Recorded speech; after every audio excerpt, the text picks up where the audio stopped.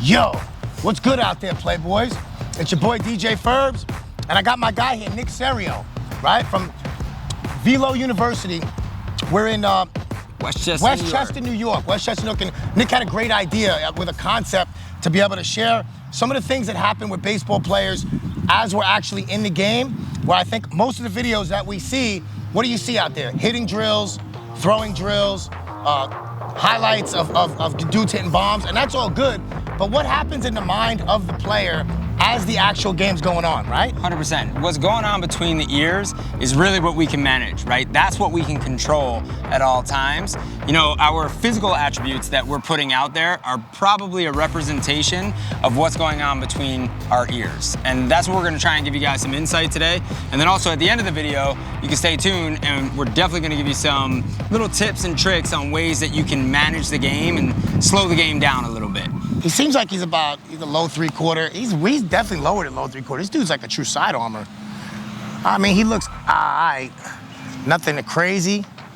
Got a little, he tries to run those two-seamers in on your hands. That's what it looks like. He tries to throw the slider away, try to crisscross the plate on your boy Ferbs. But the problem he's gonna have today, I think his biggest problem, is that my shorty is in the stands. And that's a problem for him. I got a fine young shorty in the stands.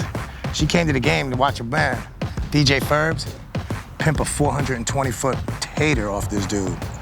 So if I want to Netflix and chill, see, I'm not trying to hit base hits here. On this dude, this isn't a single situation. You hit a base knock, you might get a look. You might get a look from a shorty. She's not really gonna be feeling you though. You go pull side homer, psst, it's gonna be a movie. And she's really, really gonna be feeling Ferbs. All right, let's get this motherfucker. Pretty filthy. Looks like a good pitcher. First pitch right here, I'm looking anything middle in. Any fastball middle in. No way you touch an outside away. Come on. Okay, middle away. Knew he wasn't ready for that. All right. 0-1. It was away, that was on the outside. That was a strike. I would say a bad pitcher would probably throw a breaking ball right now. But Nick knows what he's doing. He'll probably go hard in now. If I'm late on the pitch hard away, he's either going hard in or hard up. Let's see what he goes with here. This motherfucker's gonna think I'm going slider after that. Outside fastball, fuck that. I'm coming in hard. See what he's got. I don't think he can catch up. I think he's going hard in. Blow this away. Let's go.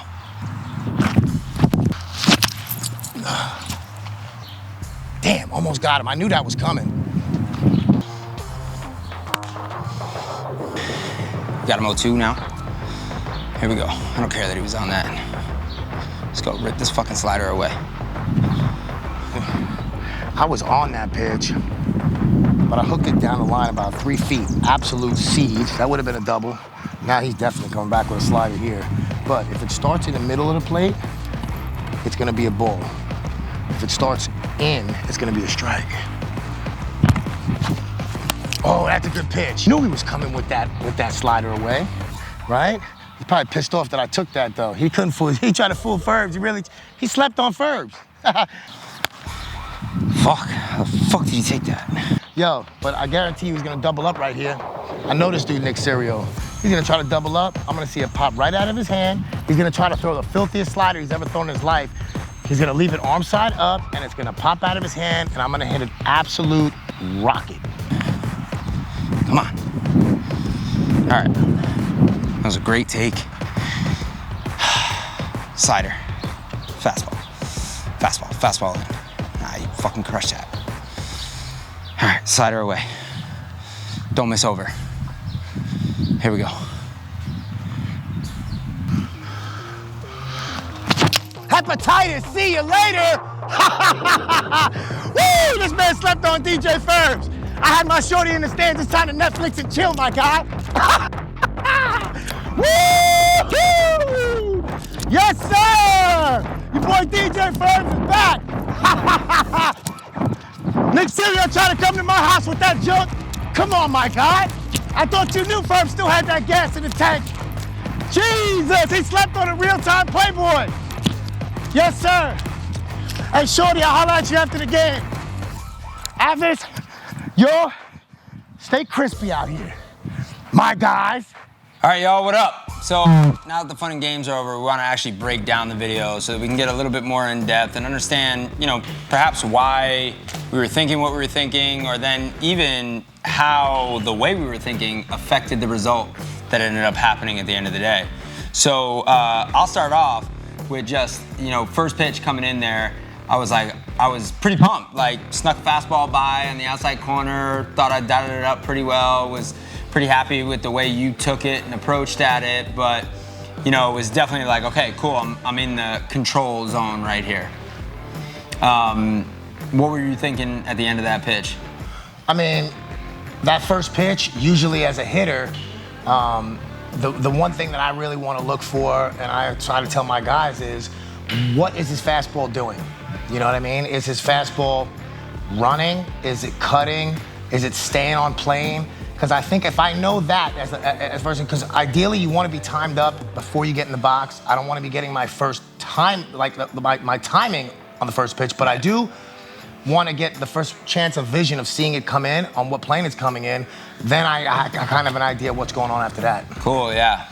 So coming back out of that, I was like, okay, you know what? Like, I got away with fastball here, but typically a lot of people will go, and we've talked about this quite a bit. They'll go like, oh, snuck a strike by you. I'm going to throw this off speed away, and it seems like almost prototypical to do so. But I think oftentimes coming back in with something hard, you can see a lot about the hitter, and maybe you can pick up some things in terms of their swing, or if you catch them off guard, but.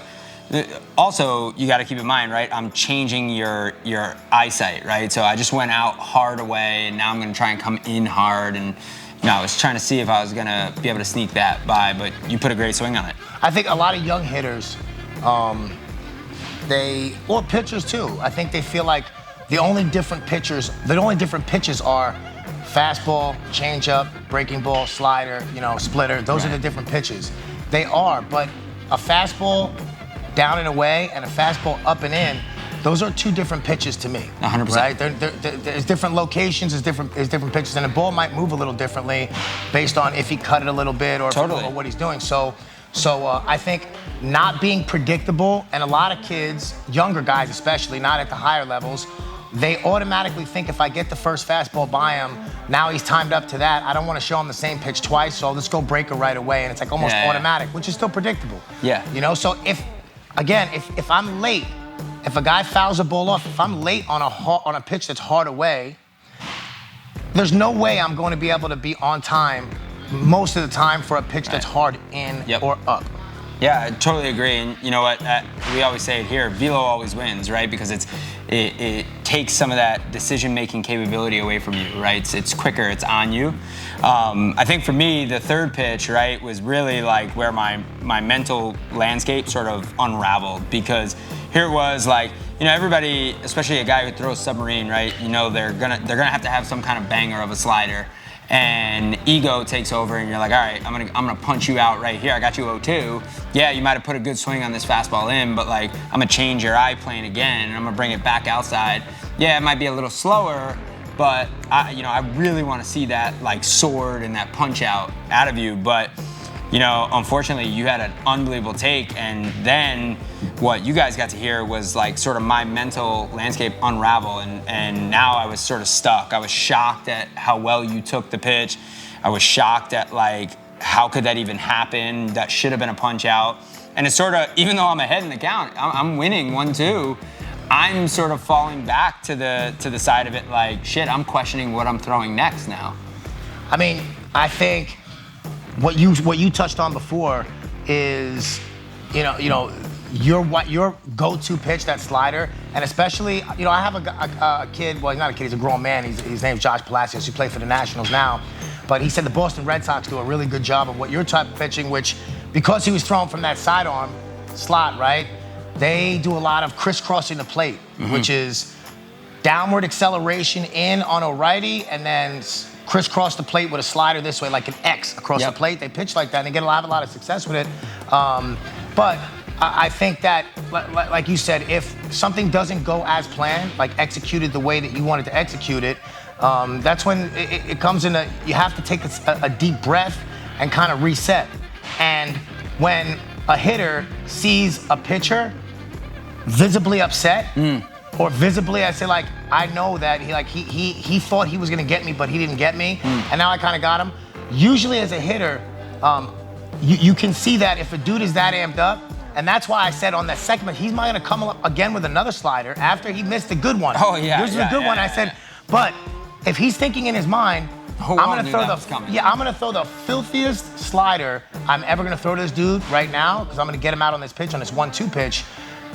The really good pitchers will take a second when they start thinking that way of over-aggressive, right? And say, take a deep breath and say, no, I'm not going to throw the filthiest one I've ever thrown in my life out of nowhere.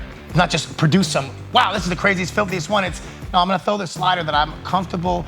I've been throwing in my bullpens. I've been working on it. I know where I can put it. I know exactly what I'm doing.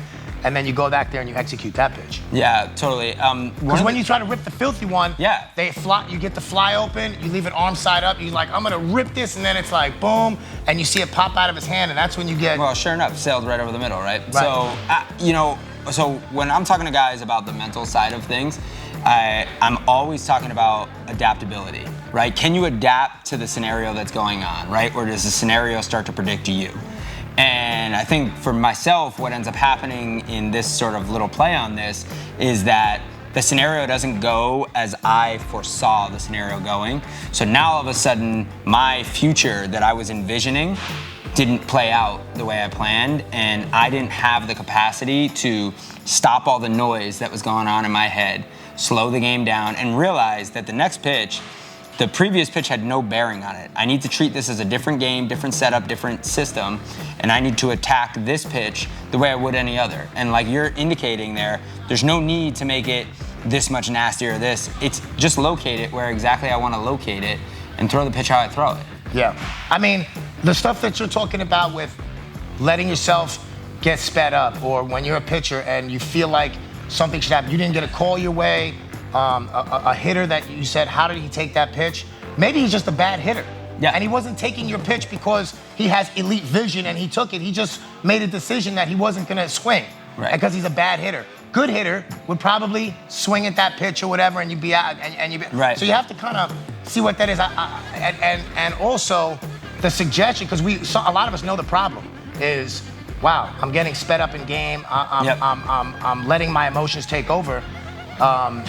In clutch pressure situations, I feel myself, my heart rate, my pulse rate, my breathing is kind of sporadic, or it's not normal anymore. And the only way to do that is to practice when you're not. Yeah, 100%. It's tough to simulate that in a it definitely bullpen is. thing. Yeah. It definitely is. So a lot of times that's why we'll enforce our guys to go live, but we're trying to get them to develop routines in those scenarios, so that when you're in the game-like scenario, it's not a conscious thought that I have to call on this routine. It's automated, right? Yeah. That routine is already built into how you prep in between each thing. And then when you feel the noise getting crazy, right, we have our guys develop things like a snapback phrase, snap us back to reality. Where are my feet standing, right? How can I do that? If that doesn't work, a lot of our guys will have rubber bands on, snap them. The pain is immediate, right? It'll bring them right back to the moment. They can focus now all of a sudden.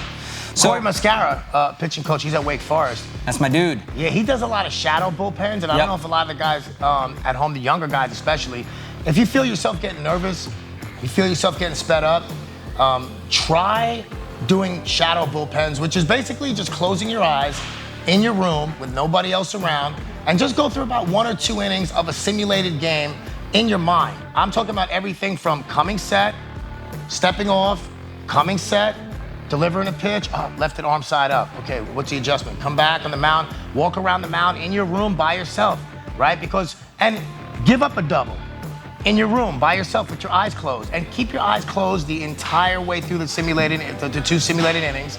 And or in between each inning, you can open your eyes and reset. But now you put yourself in a second and third 2-out situation with a 2-2 count, and all of a sudden you've been practicing this on your own on a Wednesday night or Thursday night in your house when everybody else is looking at YouTube videos doing nothing. Yep. And now you get to the game and it's second and third. You've lived that 2-2. scenario It's already. like, yeah, I've been here before. It's no big deal. I know how to handle this pressure. Yeah. All right, guys, listen.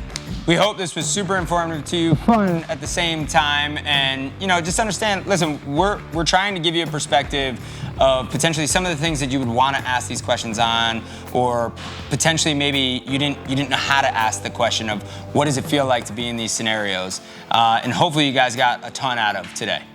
Stay crispy out there, my guys.